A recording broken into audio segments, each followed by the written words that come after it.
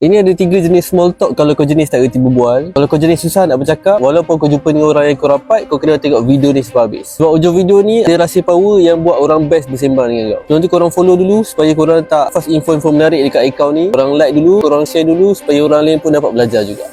Pertama, korang tengok sekeliling dan komen benda random. Contoh kalau kau perasan orang tu pakai jam, kau boleh komen, jam ni rare lah, kenapa jumpa jam ni sekarang? Benda random ni boleh jadi pembuka topik yang tak disangka-sangka. Nombor 2, kau boleh cakap benda yang tak related dengan dia langsung. Contoh macam, weh, semalam aku tengok dokumentari pasal kapal karam, gila seram tu. So orang akan curious dan mula sembang balik dengan kau. Nombor 3, korang boleh buat compliment yang tak disangka. Contoh, aku perasan kau pakai tali kasut tadi memang smooth gila. Orang suka benda macam ni sebab dia rasa kau perhati effort dia. Rasa dia, orang suka bersembang bila dia rasa kau genuinely interested. So kau boleh elakkan soalan macam robot dan kau dengar betul-betul apa yang dia cakap. Lepas tu korang sambung cerita dia. Korang boleh try teknik ni. Make sure korang try banyak kali, mesti korang akan dapat tune dia. Cuba korang komen kalau korang nak try.